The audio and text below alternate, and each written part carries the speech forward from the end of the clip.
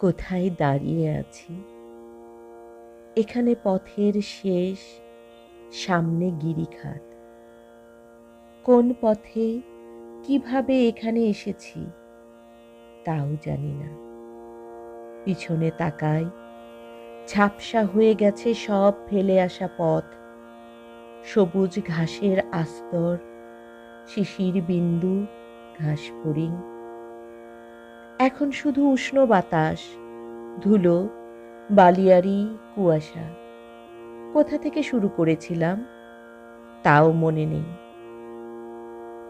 কোনো এক হেমন্তের উদাস বিকেল, মাঠে মাঠে উচ্ছ্বলিত পাকা ধান, বাতাসে দূরের কোনো বাঁশরিয়া সুর।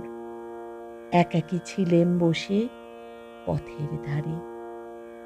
অকস্মাৎ কোথা হতে মায়াবিনী মাতাল হাওয়া। বাতাসে ভেসে আসে কঙ্কনের রিনিঝিনি, সুনিপুণ আঙুলের উৎসরিত শব্দমালা। জমাট মেঘের মতো কালো চুলের মৌ মৌ গন্ধ। আকাশ থেকে নেমে এলো বুঝি দেবী আফ্রোদিতি। ভালো করে আমি তার মুখ দেখতেও পাইনি।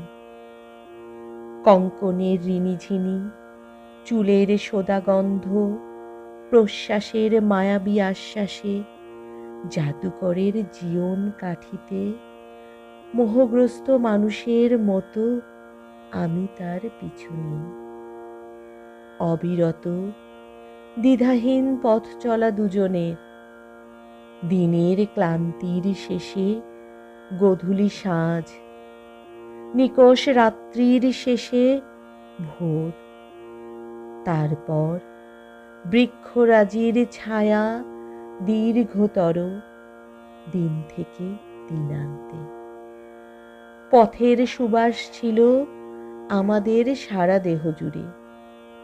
বুকের গভীরে ছিল উচ্ছ্বলিত নীল সরোবর। দূরের আকাশ বুঝি তবু ডাকে তারে, অনিঃশেষ, বারে বারে। বসেছে তারার মেলা অসীম আকাশ জুড়ে। আকাশের তাকে বুঝি খুব প্রয়োজন। অ্যাফ্রোদিতি দেবী তার দুপাখায় ভর করে উড়ে যায় ধীরে ধীরে আকাশের সীমাহীন নীলে।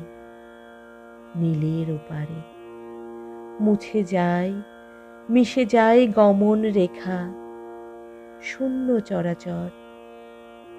এখন আমার চারপাশে বিষণ্ণ হাওয়ায় ভাসে শুধু তার হিমশীতল শরীরের ঘ্রাণ। কঙ্কনের রিনিঝিনি, গ্রীবা থেকে খসে পড়া ভোরের শিউলি সুবাস, পায়ের আওয়াজ।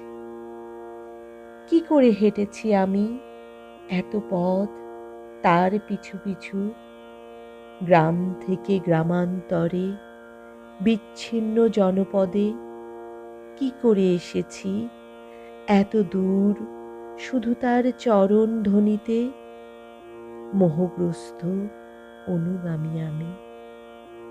এখন কোথায় যাব?